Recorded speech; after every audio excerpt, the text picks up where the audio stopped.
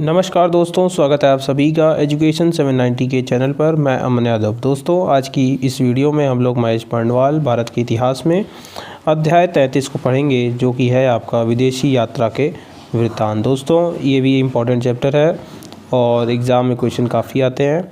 और दोस्तों, चलिए स्टार्ट करते हैं इस वीडियो को। स्टार्ट करने से पहले एक बात बता देना चाहता हूँ कि एजुकेशन 790 के चैनल पर सारी प्लेलिस्ट हिस्ट्री, ज्योग्राफी, पॉलिटी की अपलोडेड है, जाके उनको देखिए। अगर आपको अच्छा लगे वीडियो तो उस चैनल को सब्सक्राइब करिए और हमारी वीडियोस को लाइक कर दिया करिए। चलिए दोस्तों, स्टार्ट करते हैं इस चैप्टर को, विदेशी यात्रा के वृत्तांत। दोस्तों, हमारे देश में बहुत सारे विदेशी यात्री मध्यकालीन के समय में काफ़ी सारे आए थे और उनमें काफ़ी सारे हैं, जैसे अल-बरूनी हो गए, इब्न बतूता हो गए और फ्रांकोइस बर्नियर हो गए। इस तरह से कई आए थे विदेशी यात्री। तो कुछ जो मुख्य हैं उनके बारे में हम लोग इस चैप्टर में आज हम पढ़ेंगे। आइए स्टार्ट करते हैं चैप्टर को। सबसे पहले हम पढ़ेंगे अल-बरूनी का किताब-उल हिंद। जैसा कि आप सब जानते हैं कि किताब-उल हिंद नामक जो एक किताब है, ये अल-बरूनी लिखी थी और ये भारत के इतिहास को दर्शाती है। आइए इसी के बारे में शुरू करते हैं। देखिए, अल-बरूनी का जन्म 976 ईस्वी में ख्वारिज़्म, जो कि आधुनिक उज़्बेकिस्तान में हुआ था। अल-बरूनी कई भाषाओं का ज्ञाता था, जिसमें सीरियाई, फ़ारसी, हिब्रू और संस्कृत शामिल हैं। 1070 ईसा में ख्वारिज़्म पर आक्रमण के पश्चात महमूद गजनवी यहाँ के कई विद्वानों व कवियों को अपने साथ राजधानी गजनी ले गया, और जिसमें अल-बरूनी भी शामिल था। देख सकते हैं अल-बरूनी एक तरह से बंधक के रूप में लाया गया था। तो अल-बरूनी बंधक के रूप में गजनी आया था, लेकिन धीरे धीरे उसे शहर पसंद आने लगा और 70 वर्ष की आयु में अपनी मृत्यु तक शेष जीवन उसने यहीं बिताया था। गजनी में ही अल-बरूनी को भारत के प्रति रुचि विकसित हुई और अल-बरूनी ने ब्राह्मण पुरोहितों और विद्वानों के साथ कई वर्ष बिताए तथा संस्कृत धर्म दर्शन का भी ज्ञान प्राप्त किया था। जैसा कि हमने ऊपर देखा कि अल-बरूनी को भी संस्कृत का अच्छा ज्ञान था। कई भाषाओं में दक्षता हासिल करने के कारण अल-बरूनी भाषाओं की तुलना व ग्रंथों का अनुवाद करने में सक्षम था। उसने कई संस्कृत कृतियाँ, जिसमें पतंजलि का व्याकरण ग्रंथ भी था, का अनुवाद अरबी में किया था। आइए अगले चलते हैं, किताब-उल हिंद के बारे में पढ़ेंगे, जो अल-बरूनी की सबसे प्रसिद्ध किताब है। तो यह अल-बरूनी द्वारा अरबी में लिखी गई पुस्तक है और इसकी भाषा सरल व स्पष्ट है। यही एक विस्तृत ग्रंथ है जो धर्म, दर्शन, त्यौहार, खगोल विज्ञान, रीति रिवाजों, प्रथाओं, सामाजिक जीवन, मापतौल व माप विधि, मूर्तिकला और कानून इत्यादि विषयों के आधार पर 80 अध्यायों में विभाजित है। अल-बरूनी ने प्रत्येक अध्याय में एक विशिष्ट शैली का प्रयोग किया, जिसके आरंभ में एक प्रश्न होता था और फिर संस्कृतवादी परंपराओं पर आधार वर्णन और अंत में अन्य संस्कृतियों के साथ एक तुलना की जाती थी। आइए आगे चलते हैं, आगे देखते हैं कि उसने और क्या क्या लिखा है। इन समस्याओं की जानकारी होने पर भी अल-बरूनी लगभग पूर्ण रूप से ब्राह्मणों द्वारा रचित कृतियों पर आश्रित रहा। वह भारतीय समाज को समझने के लिए वेद, पुराण, भगवद गीता, पतंजलि की कृतियों व मनुस्मृति इत्यादि पर निर्भर रहा। संस्कृत के विषय में अल-बरूनी लिखता है कि संस्कृत भाषा सीखना आसान नहीं है, क्योंकि अरबी भाषा को ही पहुँच बहुत विस्तृत है। ठीक है दोस्तों, आइए आगे चलते हैं नेक्स्ट पॉइंट की इस तरफ। आइए दोस्तों, अपने अगले पॉइंट की तरफ चलते हैं, इस तरफ। आइए। तो वह बताता है कि इस्लाम में सभी लोगों को समान माना जाता था तथा भिन्नताएं केवल धार्मिकता के पालन में थी। जाति व्यवस्था के संदर्भ में ब्राह्मण वैदिक व्यवस्था को मानने के बावजूद अल-बरूनी ने अपवित्रता की मान्यता को स्वीकार नहीं किया। उसके अनुसार जाति व्यवस्था में निहित अपवित्रता की धारणा प्रकृति के नियमों के विरुद्ध है। उसने यह भी लिखा है कि प्रत्येक वह वस्तु जो अपवित्र हो जाती है, पवित्रता को पुनः प्राप्त करने का प्रयास करती है तथा उसमें सफल हो जाती है। आइए अगला चलते हैं, अगले पॉइंट की तरफ। अल-बरूनी लिखता है कि वैश्य और शूद्र वर्ण के बीच अधिक अंतर नहीं है, ये दोनों एक साथ ही शहर व गांव में रहते थे। जाति व्यवस्था के बारे में अल-बरूनी का विवरण संस्कृत ग्रंथों से पूर्ण रूप से प्रभावित है।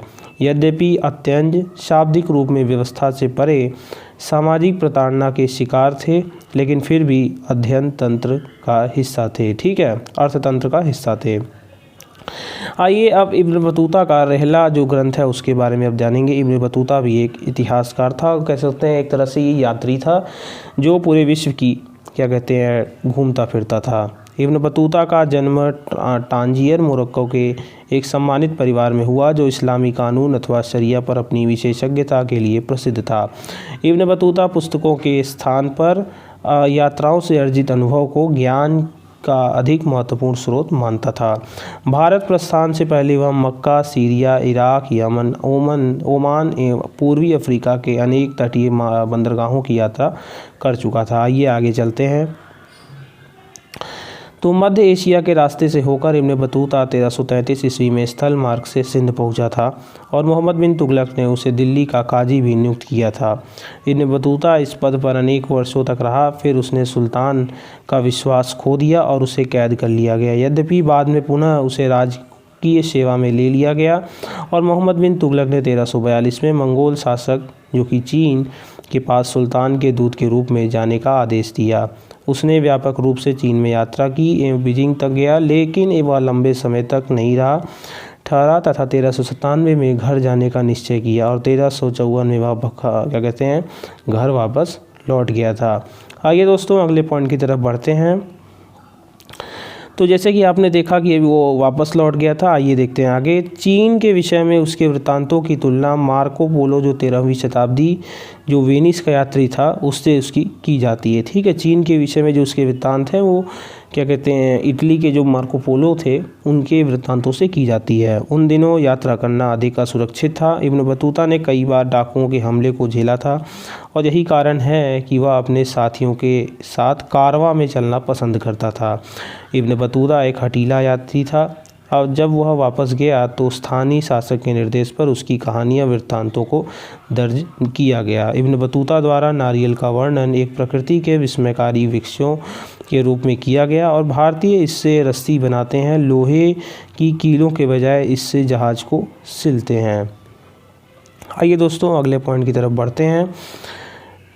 इब्न बतूता पान का वर्णन भी करता है और ध्यातव्य कि नारियल व पान से ही वह पहले से परिचित नहीं था, क्योंकि दोस्तों आप जानते होंगे नारियल व पान भारत की सरजमी पर यहाँ के ये मूल पौधे हैं। आइए आगे चलते हैं। उसके अनुसार दिल्ली भारत का सबसे बड़ा शहर था और दौलताबाद महाराष्ट्र में जो है भी कम नहीं था और प्राचीन भी था और इस शहर में करीब 28 द्वार थे, जिसमें बदायूं दरवाज़ा सबसे विशाल था। मांडवी द्वार के भीतर एक अनाज का मंडी थी और दिल्ली शहर में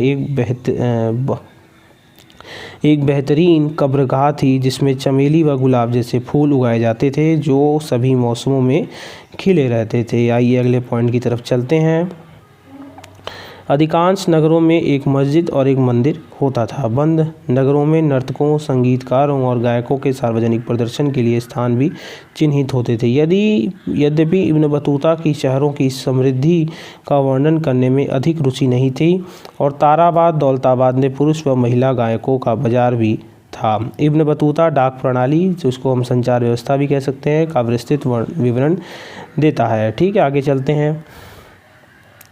आगे हम देखेंगे लगभग सभी व्यापारिक मार्गों पर सराय और विश्राम गृह स्थापित किए गए थे। इब्न बतूता डाक प्रणाली की कार्यकुशलता देखकर चकित हो गया। इसमें न केवल लंबी दूरी तक सूचना भेजना व उधार प्रेषित करना संभव हुआ, बल्कि अल्प सूचना पर माल भेजना भी इससे संभव हुआ था। डाक प्रणाली इतनी कुशल थी कि जहां सिंध से दिल्ली की यात्रा में 50 दिन लगते थे, वही गुप्तचरों की खबरें सुल्तान तक इस डाक व्यवस्था माध्यम से मात्र 5 दिनों में ही पहुंच जाती थी। अब सोचिए कितना उस समय फास्ट काम था, पहले आज तो बहुत ज़्यादा ही फास्ट हो चुका है। आगे चलिए बर्नियर के बारे में पढ़ेंगे।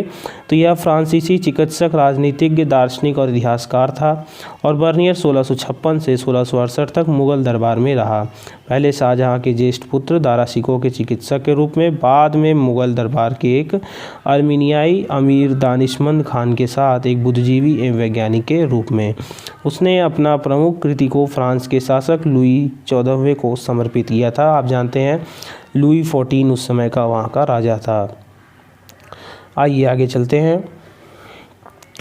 प्रत्येक दृष्टांत में बर्नियर भारत की स्थिति को यूरोप में निम्न दिखाता है। अब देखिए दोस्तों, ये सामान्य सी बात है कि वो अब यूरोप का था तो वो भारत की किसी भी तुलना में भारत को श्रेष्ठ नहीं बताएगा।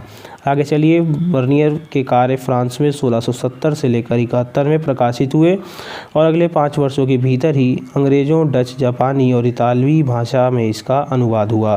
बर्नियर ने कई बार मुगल सेना के साथ यात्राएं की और एक बार वह कश्मीर भी गया था। बर्नियर की कृति ट्रेवल्स इन मुगल एम्पायर थी और भूस्वामित्व पर बर्नियर कहता है कि यूरोप के विपरीत भारत में निजी भूस्वामित्व का अभाव था। मुगल सम्राट सारी भूमि का स्वामी था और जो इसे अपने अमीरों के लिए बीच बांट देता था और जो अर्थव्यवस्था के लिए बहुत ही हानिकारक थी। आइए आगे चलते हैं।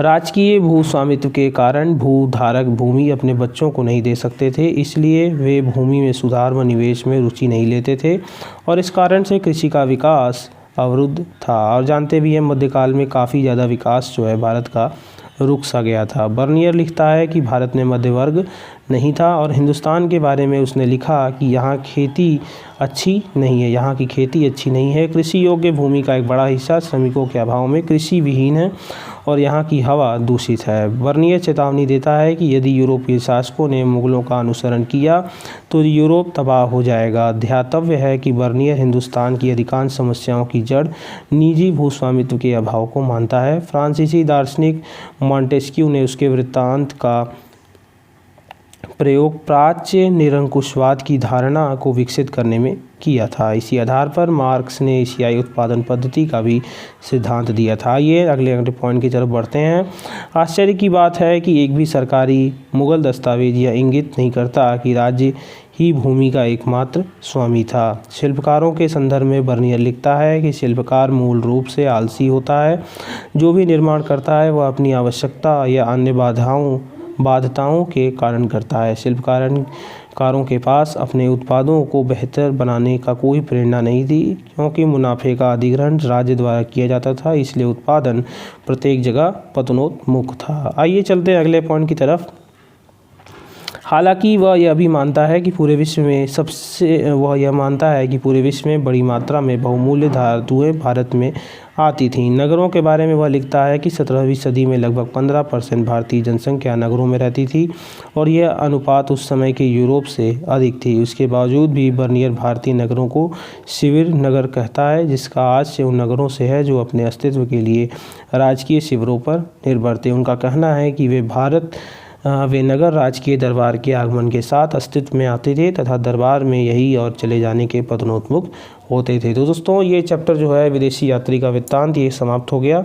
और जैसा कि आप जानते हैं कि एक विदेशी यात्री जो है जैसे यूरोप से, वो भारत की क्या कहते हैं गुणगान नहीं करेंगे, वो अक्सर भारत की क्या कहते हैं बुराइयों को ज़्यादा से ज़्यादा उजागर करेंगे और इससे कोई ज़्यादा दिक्कत नहीं है। तो दोस्तों ये चैप्टर समाप्त होता है। इसमें हमने 3 प्रमुख यात्रियों के बारे में पढ़ा। पहले अल-बरूनी, दूसरे जो है इब्न बतूता और तीसरे बर्नियर। दोस्तों अगर आप वीडियो आपको अच्छी लगे तो इसको लाइक कर दीजिए, चैनल को सब्सक्राइब कर दीजिए और बने रहिए चैनल के साथ। तब तक के लिए जय हिंद, जय भारत।